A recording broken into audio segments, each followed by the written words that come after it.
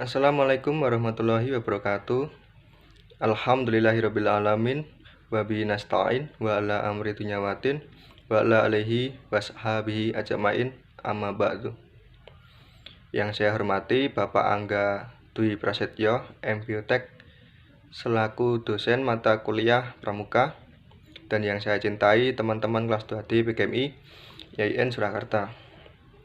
Pertama-tama marilah kita panjatkan puja dan puji syukur kehadirat Allah Subhanahu wa Ta'ala yang telah melimpahkan rahmat, nikmat, hidayah, dan inayahnya kepada kita semua.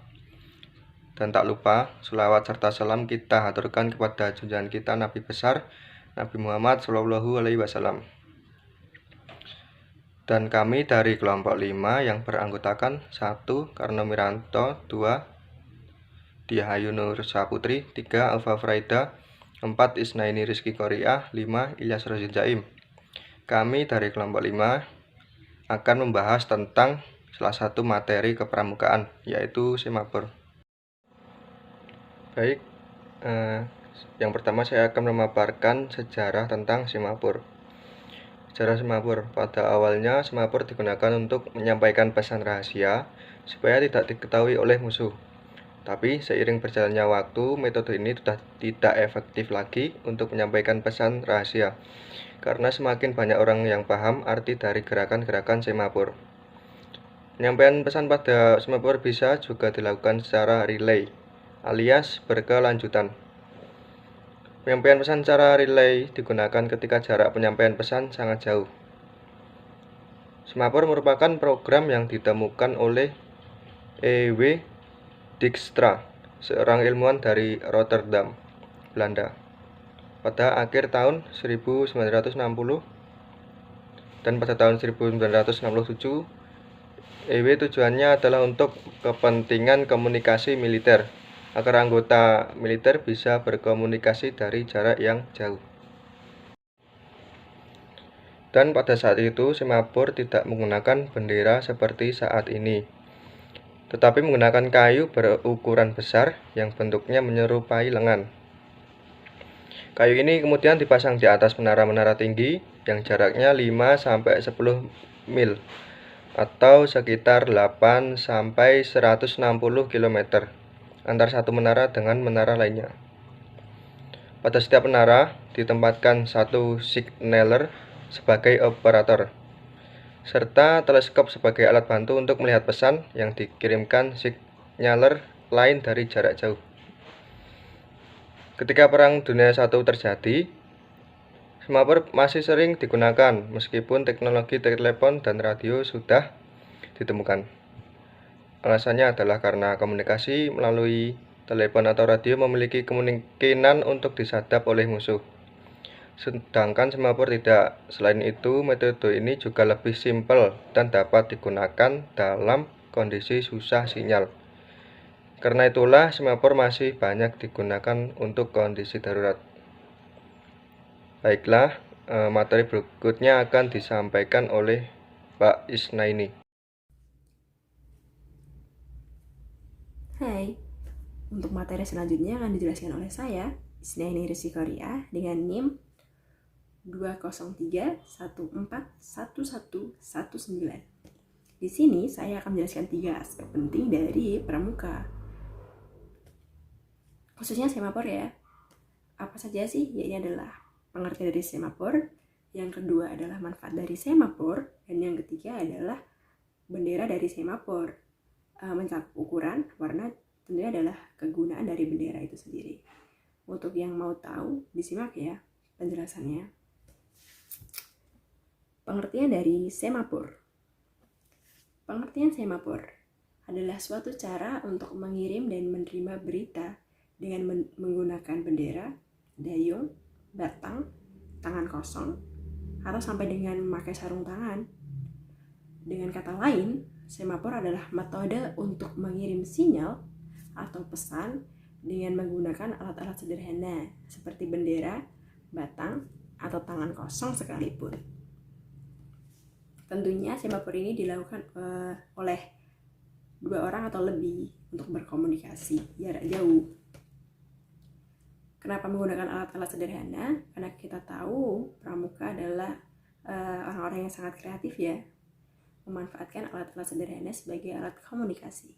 Lalu manfaat dari semafor itu apa sih? Untuk lebih jelasnya, kita bahas manfaat dari semafor.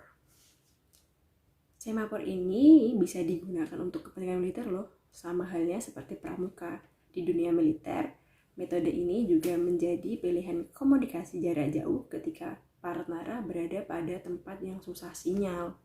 Kenapa begitu? Karena kita tahu medan dari tentara itu sendiri adalah medan yang cukup berat dan sulit. Tentara biasanya bertugas di tengah hutan, di perbatasan, yang tentunya sangat sulit untuk mendapatkan sinyal. Untuk mensiasati itu semua, untuk berkomunikasi, tentara menggunakan semafor sebagai alat komunikasi jarak jauh.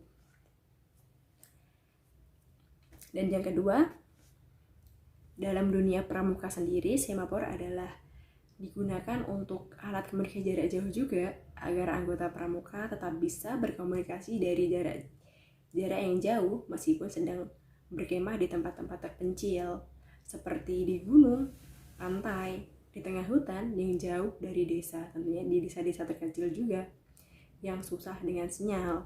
Karena kita tahu pramuka adalah manusia dan mereka yang suka mengembara, suka tadabur alam ya. Dan yang ketiga adalah aspek bendera.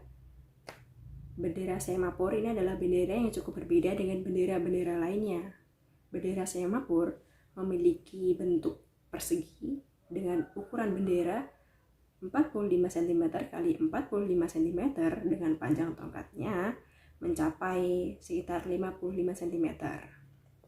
Warna dari bendera semafor ini juga cukup unik, memiliki warna merah dan warna kuning terang. Pemilihan warna untuk bendera semafor ini juga bukan tanpa sebab, karena warna merah dan kuning dipilih karena warna tersebut adalah warna yang terang, warna yang cerah, dan warna yang kontras, sehingga ketika digunakan untuk jarak jauh bisa terlihat dengan jelas. Bendera semafor juga memiliki tali di ujung benderanya untuk menyatukan antara bendera dan juga dengan tongkat semafor itu sendiri. Jadi bisa dipahami ya. Untuk materi selanjutnya akan dijelaskan oleh teman saya Putri tentang bagaimana sih cara untuk mengirim dan menerima pesan atau berita menggunakan metode semafor pramuka ini. Untuk lebih jelasnya nanti disimak ya. Cara mengirim dan menerima berita. 1. Usahakan dalam mengirim dan menerima berita berada di tempat yang terang. Yang kedua, mengirim sebaiknya dilakukan oleh 2 orang atau 3 orang, yang satu sebagai pengirim isyarat dan yang lain sebagai pembawa isyarat jika ada yang belum hafal. Yang ketiga, setiap pengirim harus siap dan tegak, dan yang lain jongkok tanpa mengisi pengirim agar penerima fokus pada satu orang, yaitu pengirim. Yang keempat, sebelum mengirim berita, kirim pemberitahuan kepada si penerima. Jika siap mengirim, penerima akan menjawab dengan huruf K. Jika belum siap, maka akan menjawab dengan huruf K. Yang kelima, kirimkan huruf per huruf dan tiap perkataan. Pengirim mengirimkan satu demi satu huruf yang akan dikirimkan oleh penerima. Yang keenam, untuk mengatakan perkataan selesai jika ditandai dengan bendera silang ke bawah dan juga ketika huruf kembar. Yang ketujuh, jika perkataan diterima dengan baik, maka si penerima akan mengirimkan huruf C. Yang kedelapan, bila pengirim menghendaki membuat angka, maka terlebih dahulu harus memberikan tanda A baru membuat angka. 9. Jika penerima menghendaki kiriman terakhir diulang, maka kirimkan kepada pengirim IMI dengan dirangkai.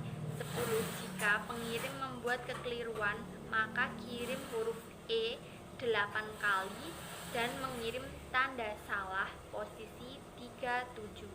Yang ke-11, berita selesai dinyatakan dengan AR dan menunggu penerima mengirim huruf R.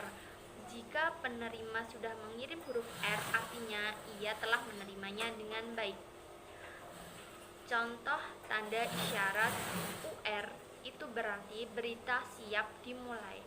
MK geser ke kanan dan ML geser ke kiri.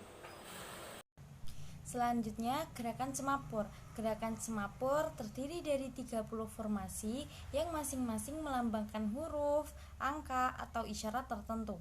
Cara cepat belajar gerakan semapur adalah dengan mengetahui prinsip arah putaran jarum jam. Dengan membayangkan kalau kita sebagai pengirim pesan adalah sebuah jarum jam yang bergerak mengikuti arah putaran jarum jam. Selanjutnya, untuk lingkaran semapur atau semapur angka, kita masih menggunakan prinsip yang sama, yaitu prinsip arah putaran jarum jam. Untuk membuat sandi angka, diawali dengan memberi tanda angka atau mode numerik. Dengan cara bendera disilang membentuk huruf X di atas kepala atau posisi bendera 4-5.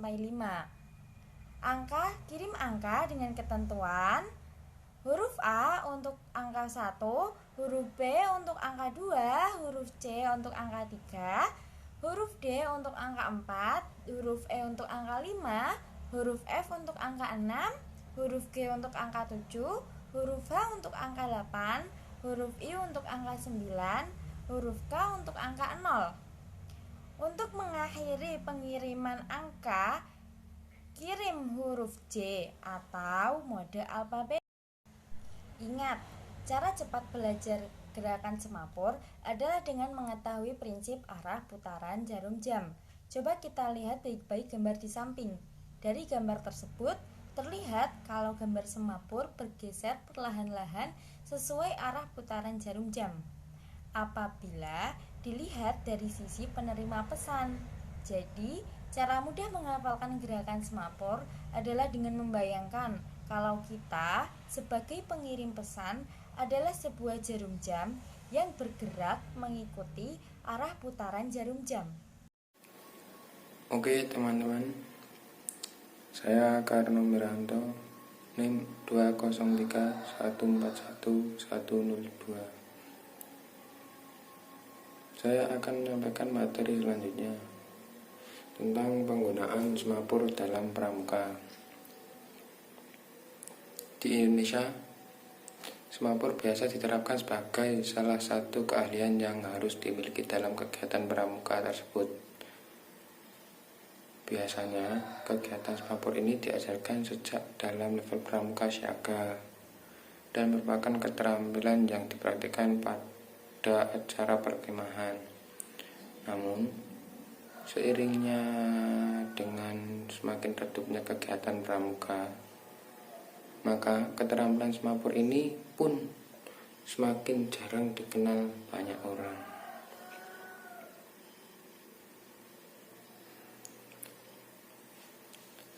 Kegunaan semapur. Isyarat ini bisa digunakan untuk berhubungan antara kapal dengan darat atau sebaliknya, kapal dengan kapal. Semapur ini sangat tergantung dengan keadaan cuaca, lingkungan, dan waktu serta jarak. Sehingga sudah jarang digunakan oleh tim SAR yang sedang melakukan pencarian di gunung ataupun hutan. Semapur adalah suatu isyarat dalam menyampaikan berita dengan sepasang bendera semapur. Bendera tersebut diikatkan pada tongkat pendek dan dipegang menggunakan kedua tangan. Dan huruf angka disampaikan dengan pengaturan gerakan sepasang bendera tersebut.